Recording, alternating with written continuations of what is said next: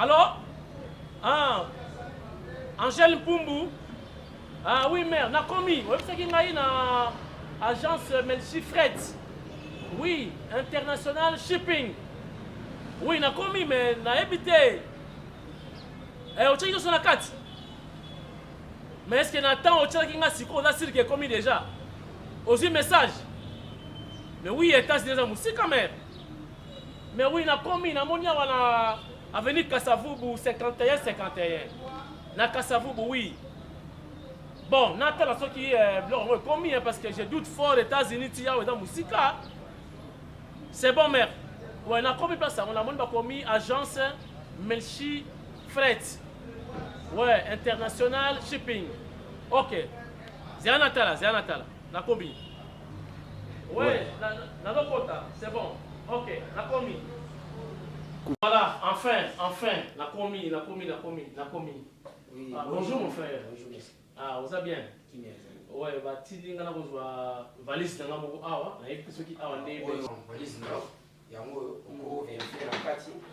Donc on se Ah, ok. Ceux qui ont de la Kiaou.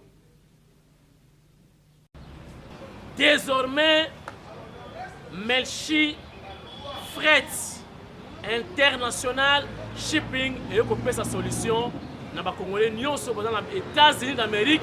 Bolingi botinda biloko na bino awa, ba colis, ba conteneur, tout ce que vous voulez. Kolongwa pe na Kisasa et kende pe na États-Unis. États-Unis, Zambie. États-Unis, Congo Brazzaville. États-Unis, Angola, bana ya Luanda, bana ya Lukapa. États-Unis, RDC et loko ya Makasi.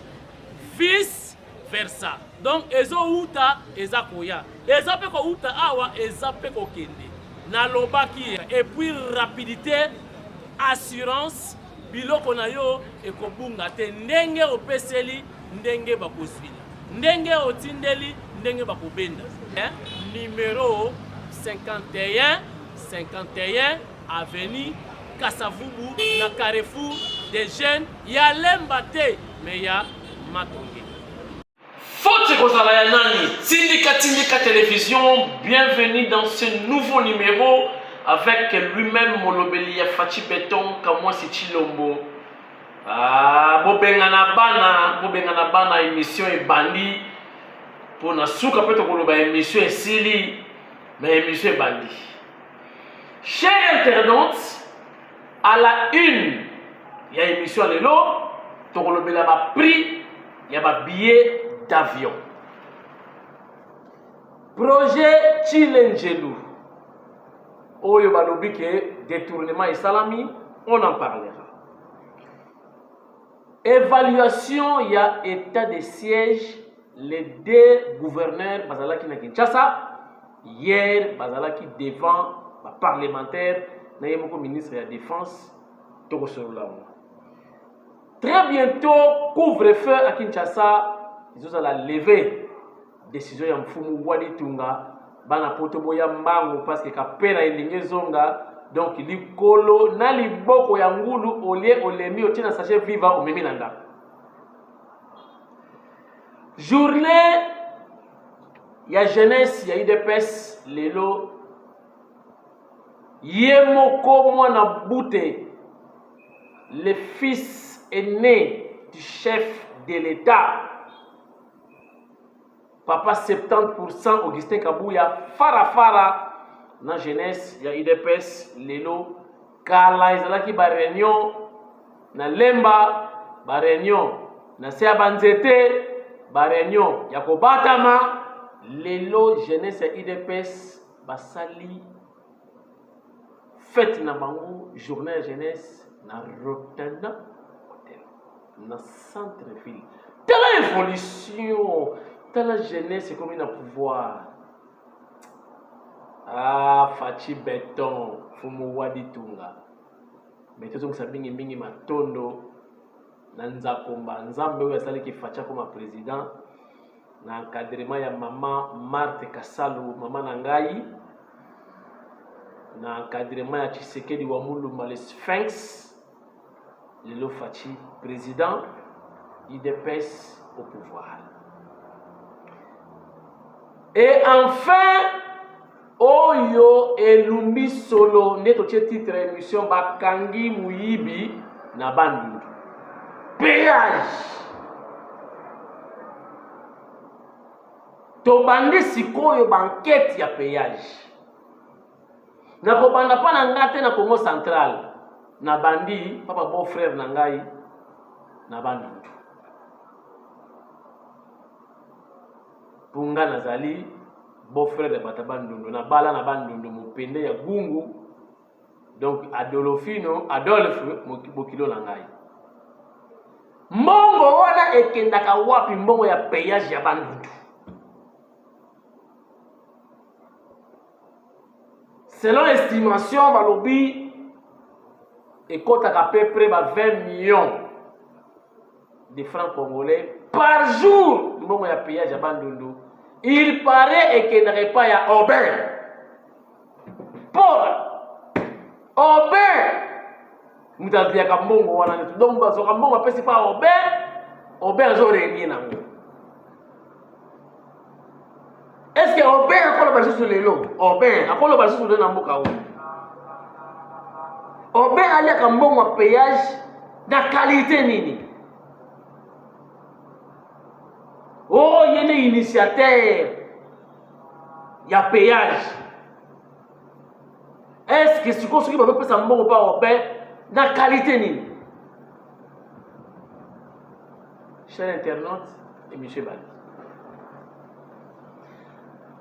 Bande ko ya lamuka fukama telema ko ya lamuka soki ndenge nini ba wele ni ko pesa information ma komitali ba prix ba billet d'avion. Eza makambo na bino te. Bino te bato ko diriger. Bino te bato bozo initiative wana. Bosa kapare na yango komi ya bino ba Facebook nyozo ya bino. Oh, donc soki mutu alinga kene na yego voici soki wapi balandi ye baka na photo ya billet bacha na Facebook. Non! Bon, ça te mensonge. Nde yaka na ascenseur. Vérité et yaka na escalier. Bazalaki notifié. Je dis bien. Décision et koyaki. Depuis lundi. Arrêté ministériel et qui signé. Mais maintenant qu'on déposé dans ma PDG, ma responsable de l'entreprise, ma compagnie aviation, c'était seulement hier. Maintenant, fait quota en exécution, c'est-à-dire certainement au plus tard fin. Il y a semaine ou carrément si tard, voulais-je dire, écoute la lundi. Il contient l'application. Parce qu'ils ont déjà arrêté ministériel pour discuter avec nous. Bino aussi, bon, où est le lieu? Bon, c'est là, c'est pour voyager. Après, on a salué ce qu'on billet dans la.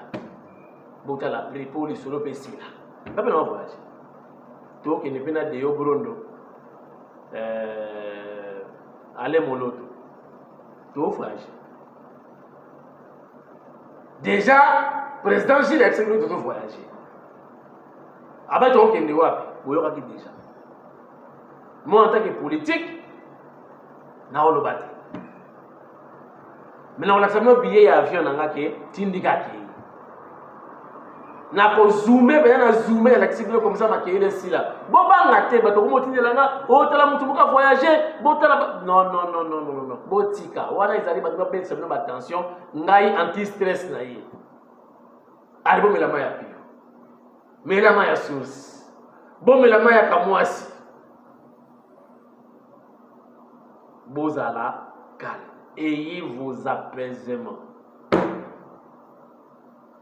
Botika batalamuka kufa tellement fukama baloka toi vertige titibe boba ngate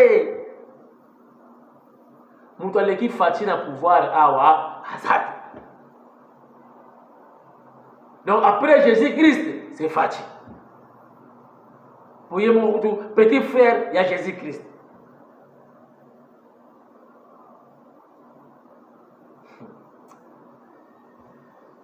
boza la calme on ba billet to so na ngona ba preuve hein na tiki ko loba ba ba billet ba avion ngamo be na voyage non la tabloka billet na avion pour tembe ici là voilà na suki wana. Vous savez, les détournements, ils ont continué pour Salama. C'est vrai, ils ont mata, mais la guerre est aussi la guerre est allée. Puis dans les comportements, il y a des choses qui sont mais la faute n'a pas été. Et la faute, il y a fatigué. Ce qui est bien, actuellement, ils ont dit, ils ont dit, donc, dans les autres, déjà, il y a madame, Bongamaka, salaka provisoire ba fufu o leko tikela na makala makala ezaloka prison mais ezaka na commune ya Selema yo moko yebisa madame déjà madame nazo bendaka mbongo leta yo bongisaka déjà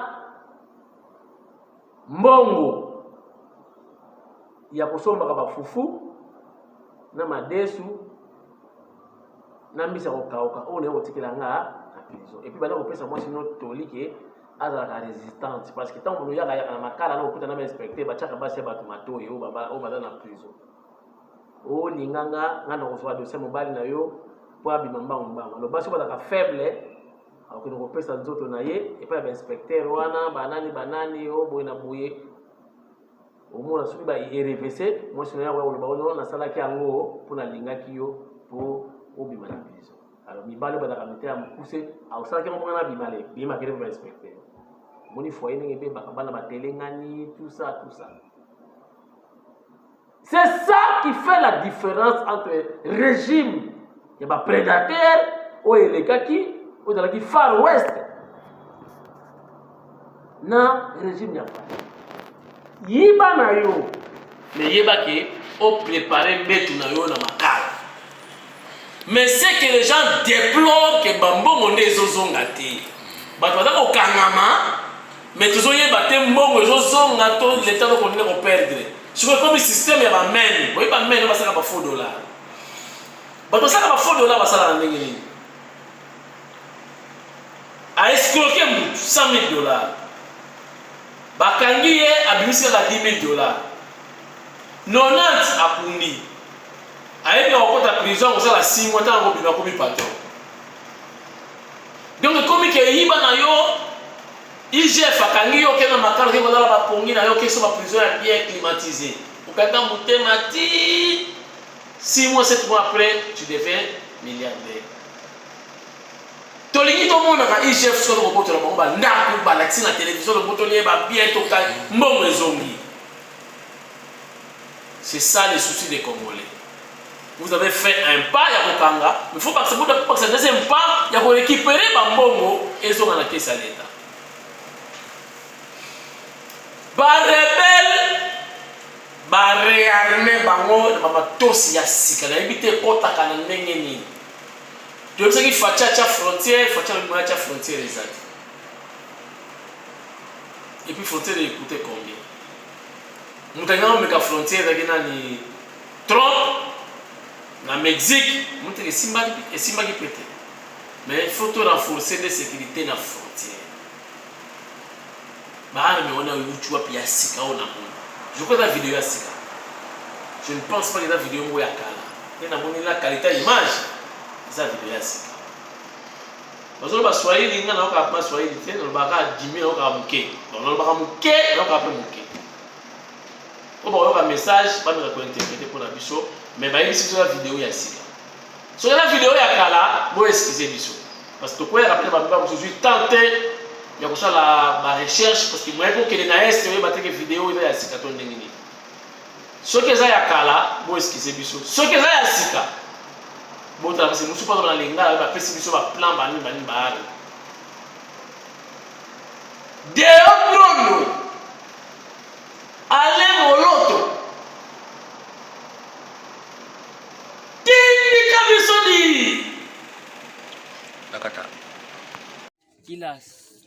Kila section kule kuma brigade mkavule vile mabitu na ile yenyewe kuma escortage yenu ibakie tu vile sipende kusema mnakamata hii silaha mnazitia kwa escortage mwende mbapatie na kuposition kule kuposition avance kwende mashine.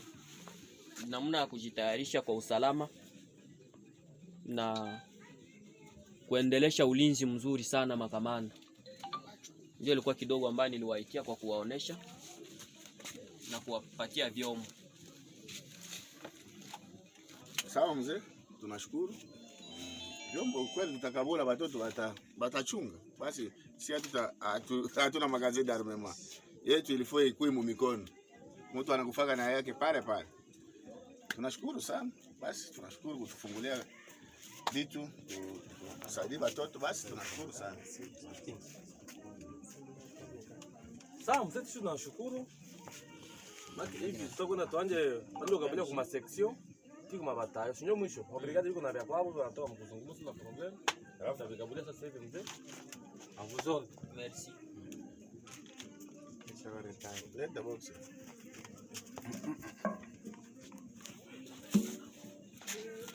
Hiyo tutafungiwa umashase mu muziki.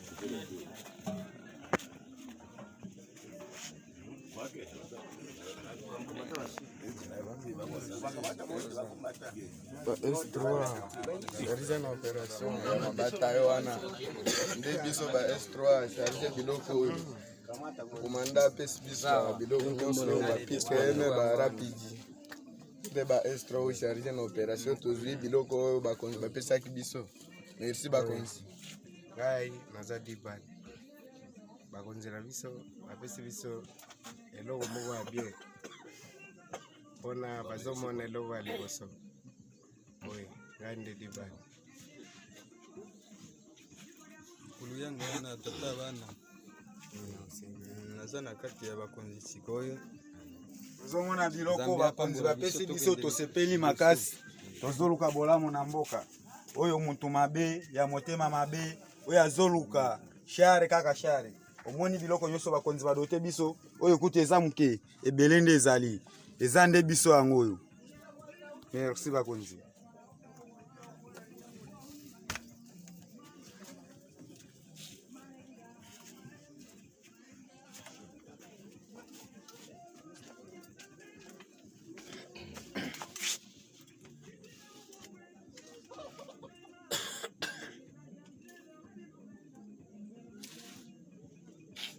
Donc, bande comme je suis est, baza ko sepela kaka que guerre ezala. Yango mboso ba qui ba député quitter les groupes armés. Pour ayebike parmi bango ba mususu baza ko toujours kuna ko alimenter. To yebi ba mususu batina ba mbongo na est. Pour ba groupe wana ezala kaka. Pour quel intérêt? Mais boye bake, bakoye babino moko tôt ou tard. Bakala oluka paix, les chefs de l'État là la terre pour instaurer la paix, mais il y a d'autres personnes qui souhaitent toujours qu'il y ait la guerre, les tueries et tout, et surtout le vol, il y a ba minéraux. Échange la Benduki. Bon, dans la vidéo, on a dit que non, c'est Kagame qui va alimenter, je ne sais pas, on va confirmer, mais Kagame a une arme individuelle, pas une arme char, comme ça, guerre les armes, guerre les bandits.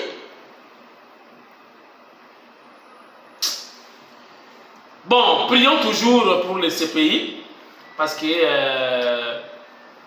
moi, si qui toque, on a toujours convoité,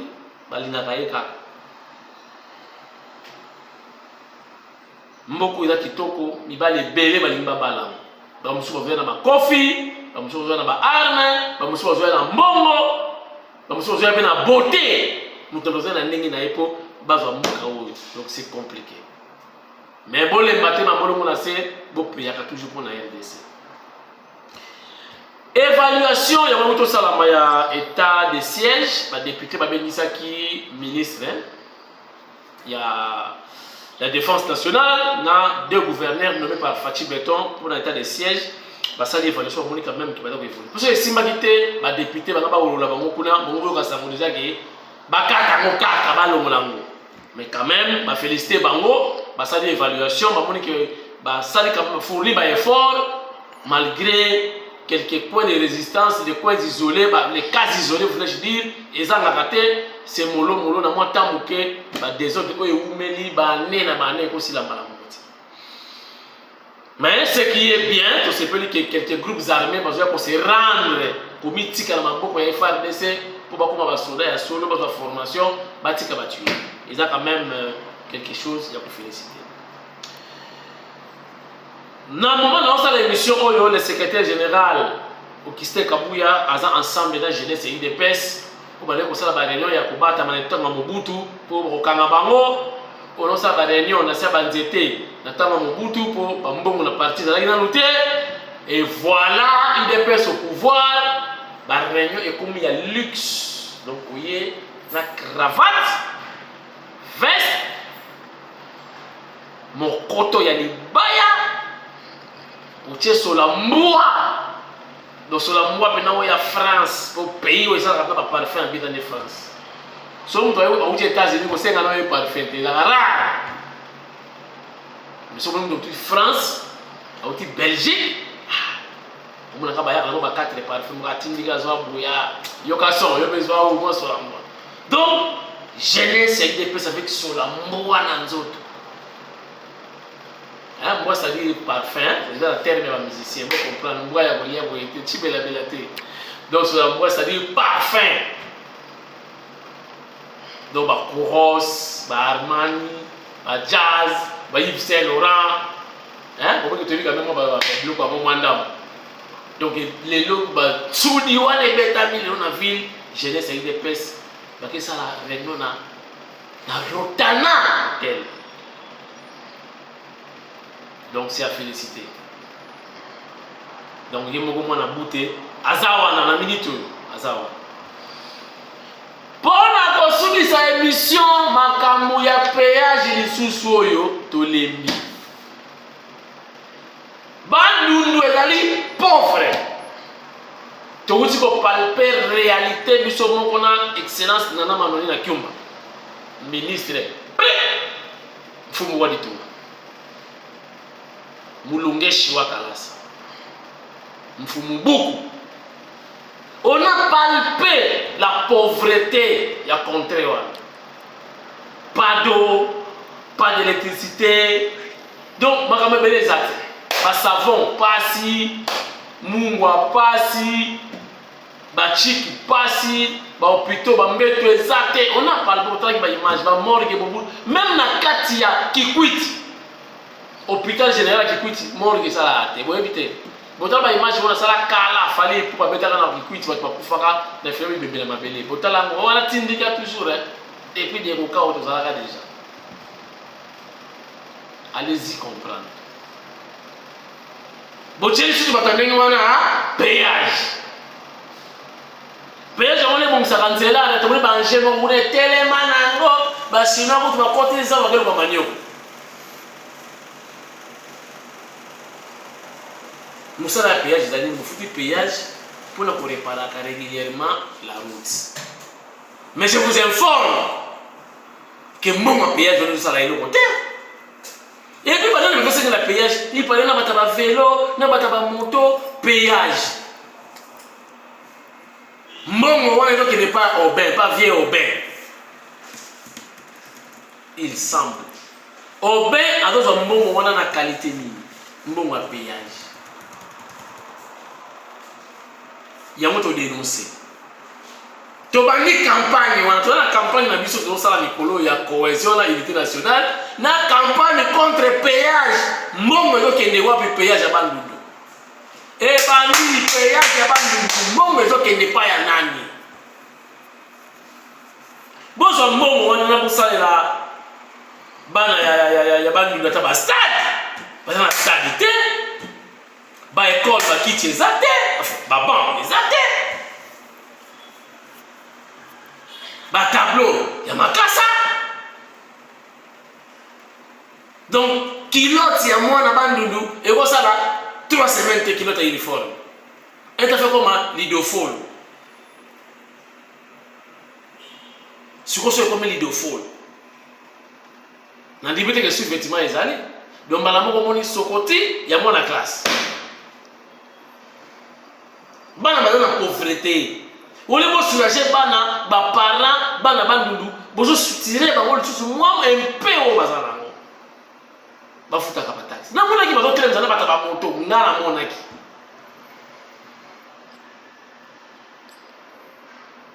non ce n'est pas bien c'est méchant na yango tolobi bachanger équipe wana payage oui équipe wana elongwa bacha équipe ya sika baza na souci ya bana mboka po mbongo wana et réparer réellement nzela et puis basala ngo makambo mosusu pour l'intérêt général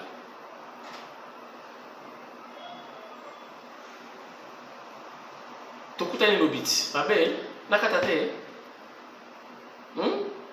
chaque chose à son temps nana baba non tu veux une information mosusu pour la lobby parce que à côté que na molo ya lelo je crois to suki awa mote na bino nyonso boza kotala tindika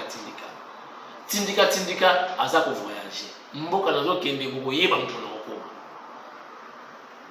okoma so na komi na aéroport na zubiye nanga na kangi na sali jamwa ibandeli ya tindika bomona ce qui prix ya avion ekiti to ekiti te siko batu ya lamuka fuka batelema oya frère Martin na adolo bokilo nanga adolo fino tokotala soki ezali bango nde baye kopesa information ou biso bato kopesa information boyela nini bino na nani bande d'extrémistes esui bino ba extrémiste yaso bino shira changer balobati abeti bango owasenga bango par tata mpe okelaka akomini kuna parado ani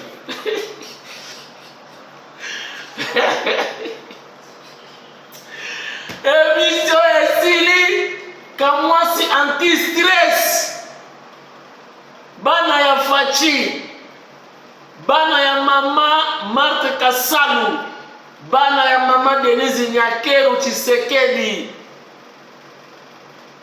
et vos apaisements lukala na pi lukala ki beni na pi lutokutu na makutu lubaka ki beni makutu tiji koto lutokutu na makutu musali lulanda tindika uno émission Jisuki Mbasi kaka merci.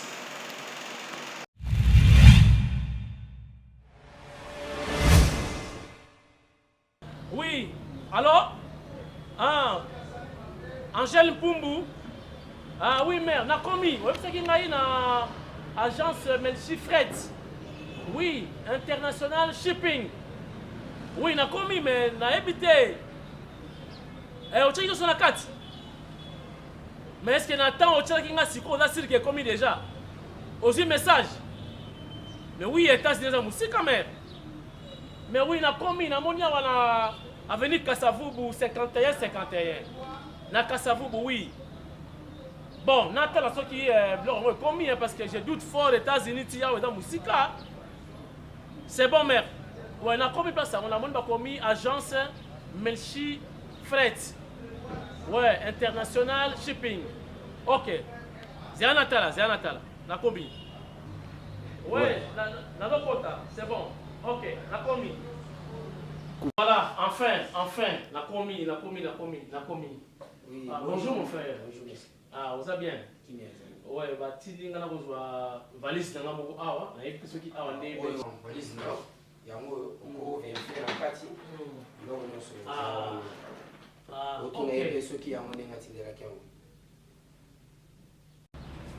Désormais, Melchi Fret International Shipping et que sa solution na ba Congolais nyonso dans les États-Unis d'Amérique bolingi botinda biloko na bino awa ba colis ba conteneur tout ce que vous voulez kolongwa pe na Kisasa et kende pe na États-Unis Zambie États-Unis, Congo-Brazzaville.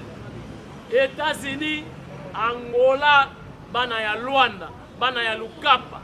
États-Unis, RDC, eloko ya makasi. Vice versa. Donc, ezo uta, eza koya. Eza pe ko uta awa, eza pe ko kende. Na lobaki. Et puis, rapidité, assurance, biloko na yo, ekobunga te. Ndenge opeseli, ndenge bakosvila. Ndenge otindeli, ndenge bakobenda. Numéro 51 avenue Kasavubu, na Carrefour des jeunes. Ya lemba te, mais ya mato.